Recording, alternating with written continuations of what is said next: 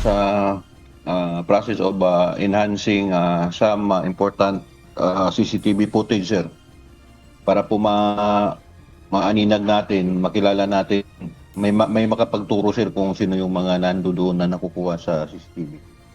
Dalawang persons of interest o POI na ang tinitingnan ng Negros Oriental Police Provincial Office sa pagpatay sa American marine biologist na si Kent Carpenter. Ayon kay Negros Oriental Provincial Director, Police Colonel Timar Alam, kabilang sa POI ang mismong partner o kinakasama ng biktima at kapatid nito. Yung isang POI po ay kapatid po ng babae, kapatid ng babae, sir.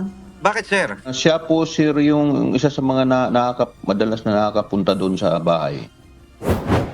Sinabi ni Colonel Alam na hindi consistent ang sinasabi ng live-in partner gaya ng hinalay siya at iginapos ng mga suspect.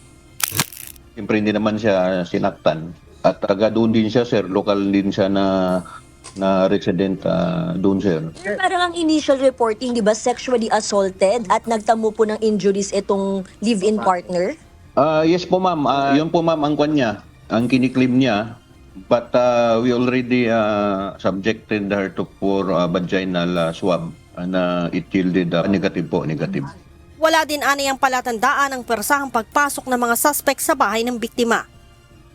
We conducted ocular inspection. Wala po kami nakikitang forcible entry po sa bahay. But meron po kami nakitang isang part sa bahay na pwede pong maakyat po yung parang terrace nila sa taas. Isa sa motibong tinitingnan ng mga otoridad ay ang kaugnayan sa trabaho ng biktima, maging ang naging partisipasyon ni Carpenter sa pagkakapanalo ng Pilipinas sa 2016 Arbitrary Tribunal sa usapin ng West Philippine Sea. Yes, ma'am. We are looking everything, ma'am.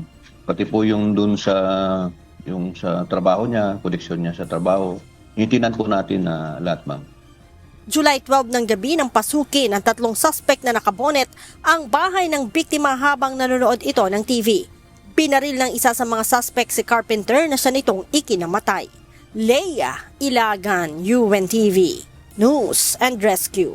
Diyos ang aming sandigan, serbisyo publiko ang aming pinahahalagahan.